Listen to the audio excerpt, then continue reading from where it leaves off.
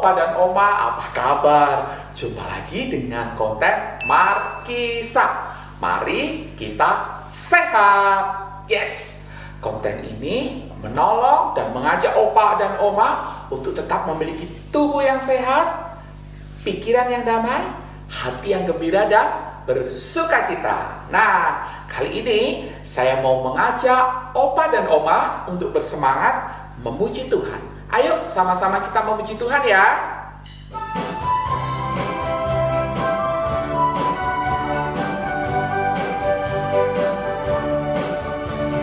Betapa aku bersyukur atas segala berkat-Mu. Semua yang Kau berikan berguna bagiku. Allahku yang mulia, berpelihara sempurna. Kau sertai langkahku selamanya.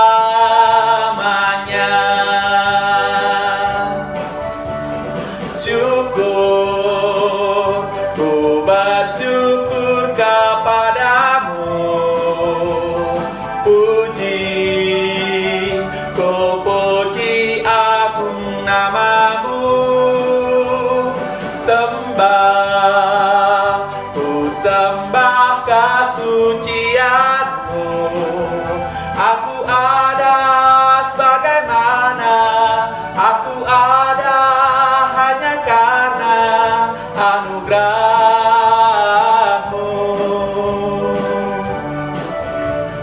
Betapa aku bersyukur atas segala berkat-Mu.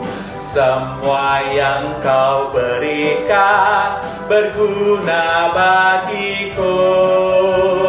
Allahku yang mulia, memelihara sempurna. Kau sertai langkahku selamanya.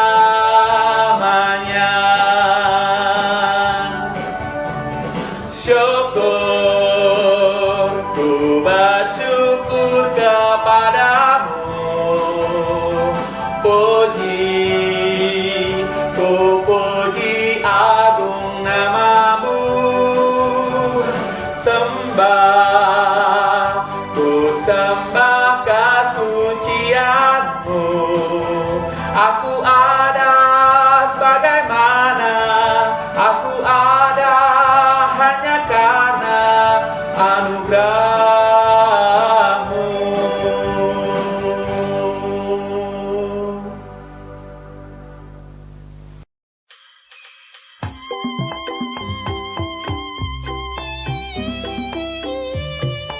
Nah, Opa dan Oma, beberapa minggu yang lalu kita sudah belajar gerakan-gerakan yang memperkuat tubuh kita bagian atas. Nah, kali ini fokus kita akan belajar tubuh bagian bawah, khususnya kaki. Kita akan sama-sama belajar yang namanya gerak lokomotor. Ada 4 gerakan dasar di dalam gerak lokomotor ini. Kita sama-sama belajar ya, Opa dan Oma. Gampang kok ya, kita mulai ya. Yang pertama adalah jalan. Nah, silahkan berjalan seperti biasa, gitu ya, pelan-pelan. Bisa diulang beberapa kali, gitu ya. Ini gerakan dasar yang pertama. Gerakan yang kedua adalah lari. Nah, lari-lari kecil gitu ya, Opa dan Oma, gitu. Bisa diulang beberapa kali. Ini gerakan yang kedua. Gerakan yang ketiga adalah engklek, gitu ya. Tapi nggak usah kenceng-kenceng. Jadi kita engklek, gitu ya.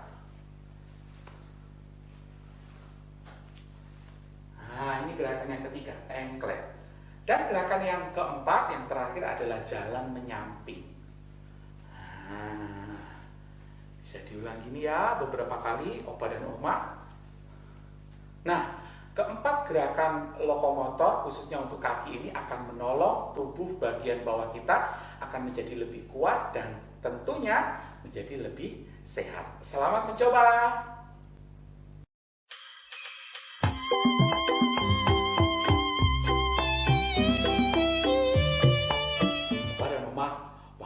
kecil, saya ingat pada saat terjadi gerhana bulan, penduduk desa di tempat saya tinggal semuanya sibuk membunyikan kentongan. Dong dong dong dong dong dong dong dong dong dong dong dong. Wah, suaranya kencang. Kenapa? Karena hampir semuanya membunyikan kentongan. Mengapa ya mereka membunyikan kentongan saat terjadi gerhana bulan?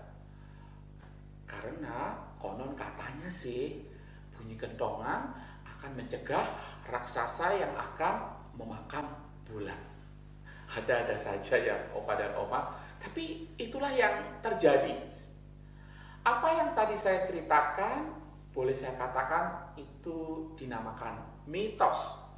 Mitos adalah cerita yang diwariskan secara turun-temurun yang fakta dan kebenarannya belum tentu dapat dipertanggungjawabkan. Itu dulu. Tapi sekarang apakah masih ada mitos? Ternyata hari ini pun juga masih banyak mitos berseliweran di hadapan kita.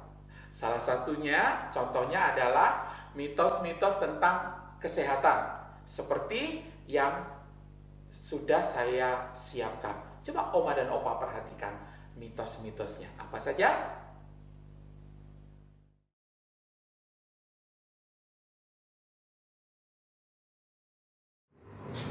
Tidak benar. Vaksin tidak mengandung magnet yang bisa melacak keberadaan seseorang. Karena vaksin itu tidak mengandung logam ya seperti nikel, tembaga. Tetapi vaksin itu mengandung virus atau bakteri yang dilemahkan yang dimasukkan ke dalam tubuh seseorang. Berkaitan dengan kondisi sekarang di saat pandemi COVID-19, kita dihimbau untuk divaksin ya. Jadi ketika kita sudah menerima vaksin, tentunya kita akan mendapatkan sertifikat vaksin itu, ya. Nah, jadi ketika kita sekarang timbul peraturan baru, ketika kita mau memasuki pusat perbelanjaan, hotel, atau menaiki angkutan umum seperti kereta api, kita diwajibkan untuk sudah vaksin minimal 1 kali, ya. Mereka memiliki barcode, jadi ketika kita sudah vaksin, sertifikat vaksin itu akan tertera di dalam aplikasi Peduli Lindungi. Jadi, sertifikat vaksin kita ada di dalam aplikasi Peduli Lindungi yang kita punya. Ketika kita akan memasuki pusat perbelanjaan, hotel, atau naik kereta, kita tinggal scan barcode di aplikasi Peduli Lindungi itu.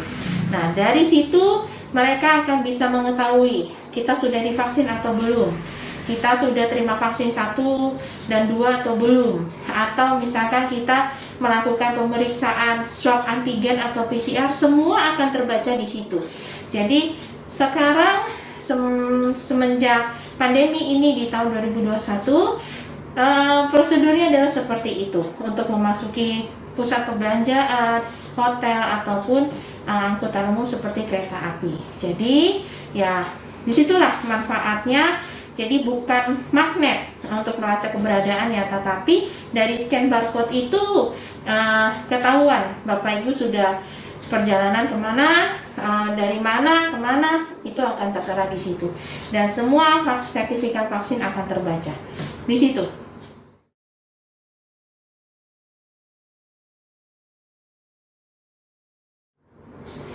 Ya, kalau bicara tidak perlu divaksin, saya rasa itu tidak benar. Karena vaksin itu sangat perlu sekali, ya. Tidak berkaitan dengan usia ataupun dengan suatu kondisi penyakit tertentu. Untuk saat ini, ya, yang sudah bisa divaksin adalah anak-anak usia 12 tahun ke atas sampai lansia. Lalu berkaitan dengan penyakit, tentunya tidak. Ada beberapa kriteria. Ya, saya ambil contoh hipertensi. Untuk orang-orang yang dengan memiliki riwayat hipertensi, itu masih bisa divaksin asal tensinya terkontrol dengan baik. Minum obat dengan rutin ya, dan dikontrol dengan baik.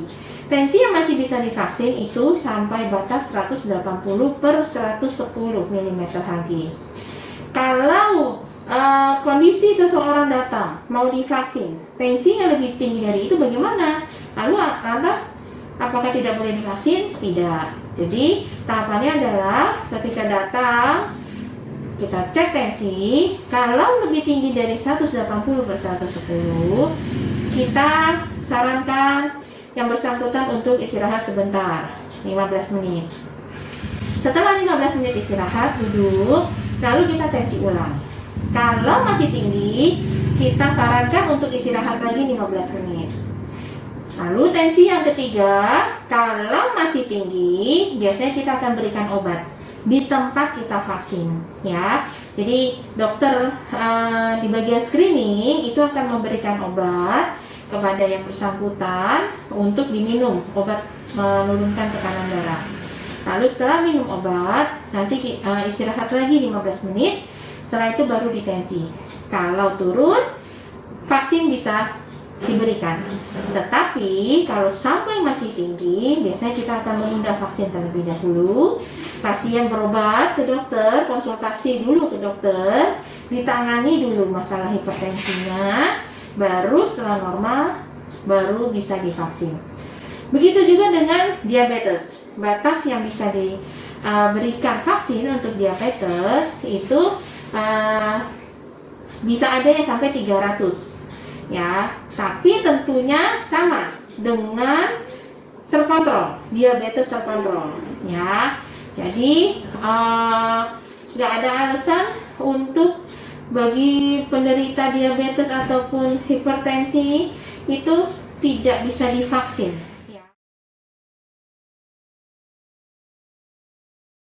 Nah, vitamin D dosis tinggi bisa mengobati atau mencegah COVID? Saya rasa belum ada bukti ilmiah yang cukup untuk menyatakan itu, karena vitamin D itu bukanlah obat, tetapi dia adalah suplemen. Jadi suplemen ini, vitamin D ini, itu berpotensi untuk meningkatkan imunitas seseorang. Ya, jadi dengan kita mengkonsumsi vitamin D, tentunya diharapkan imun kita akan meningkat. Ya, jadi belum ada bukti ilmiah yang cukup untuk menyatakan mengobati, karena dia bukan obat. Ya, lalu vitamin D itu berkaitan dengan berjemur. Ya, betul. Tapi berjemur di waktu yang tepat dan durasi yang tepat.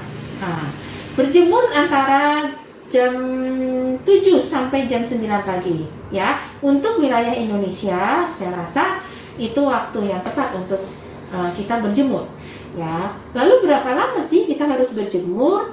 Ya, tidak usah terlalu lama ya. Jadi kurang lebih sekitar 15 sampai 20 menit, ya. Paling lama ya 30 menit masih bisa ditoleransi. Karena bila berjemur terlalu lama, tentunya punya resiko. Ya, seperti yang kita tahu, matahari mengandung ultraviolet. Ya, ultraviolet itu beresiko terhadap kulit kita. Ya, salah satunya resiko yang paling kita kenal adalah kanker kulit. Nah, jadi untuk berjemur itu memiliki waktu yang baik dan juga durasi yang baik. Ya, jadi tidak perlu sampai berlama-lama berjemur untuk mendapatkan vitamin D yang cukup. Nah, selain matahari, apa sih yang bisa kita dari mana sih kita bisa peroleh vitamin D yang lain? Tentunya dari makanan, ya, seperti ikan laut, lalu putih telur, keju, susu. Nah, jadi silakanlah kita mengkombinasi pola hidup sehat. Ya, jadi berjemur kita lakukan. Selain itu, makanan yang kita makan juga bisa kita pilih-pilih yang mana yang bisa mengandung vitamin D. Nah, jadi saya rasa itu penjelasan saya mengenai vitamin D. Terima kasih. Wah, Opa dan Oma ternyata banyak banget ya mitos-mitos, khususnya mitos-mitos kesehatan yang berseliweran di hadapan kita setiap hari. Untuk itu kita harus sungguh-sungguh memperhatikan dengan teliti. Jangan gampang percaya, jangan pula asal share atau bagikan. Karena apa? Karena takutnya itu hanyalah mitos yang fakta dan kebenarannya tidak bisa dipertanggungjawabkan.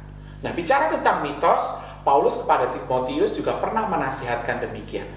Tetapi jauhilah tahayul dan dongeng nenek-nenek tua. Latihlah dirimu beribadah. 1 Timotius 4 ayatnya yang ke-7. Nah, tahayul dan dongeng-dongeng dalam bagian ini merujuk kepada berbagai-bagai mitos yang berkembang pada saat itu yang juga kebenarannya tidak dapat dipastikan. Nah, daripada kita mempercayai dan membagikan mitos-mitos, maka bukankah lebih baik kita mempercayai dan membagikan firman Tuhan yang sudah terbukti dapat mengajar kita, menyatakan kesalahan dan juga memperbaiki kelakuan, serta mendidik kita untuk hidup di dalam kebenaran. Dan pastinya kalau kita lakukan itu semua, hati kita dipenuhi dengan damai sejahtera dan kita juga menjadi berkat. Nah, untuk berbagai macam informasi di sekitar kita yang mungkin kita tidak tahu fakta dan kebenarannya, lebih baik cek dan tanyakan kepada ahlinya. Supaya apa? Supaya kita tidak terjebak untuk mempercayai mitos dan juga menyebarkan mitos-mitos. Oke, Tuhan Yesus memberkati. Nah, kita akan sama-sama berdoa, kita mengucap syukur kepada Tuhan. Tuhan, kami mengucap syukur untuk kasih setia Tuhan yang boleh Engkau limpahkan di dalam seluruh hidup kami. Kami berdoa, biarlah kami menjadi opa dan oma yang terus Tuhan tambah-tambahkan nikmat, supaya hidup kami terus menjadi saksi Tuhan, menjadi berkat melalui apa yang kami bagikan, melalui apa yang kami ceritakan. Terima kasih ya Tuhan, inilah doa kami bersyukur, kami berdoa di dalam nama Tuhan Yesus Kristus. Amin. Nah, Opa dan Oma, jangan lupa nih, kita masih punya proyek untuk kita membuat video ayat hafalan. Untuk ayat hafalan minggu ini adalah dari 1 Timotius 4 ayat yang ke-7. 1 Timotius 4 ayatnya yang ke-7. Firman Tuhannya berbunyi demikian. Tetapi jauhilah tahayul dan dongeng nenek-nenek tua. Latihlah dirimu beribadah. Sekali lagi, tetapi jauhilah tahayul dan dongeng nenek-nenek tua. Latihlah dirimu beribadah. Ditunggu ya Opa dan Oma videonya untuk dikirim ke WA saya. Terima kasih, Tuhan Yesus memberkati. Salam Markisa. Mari kita sehat.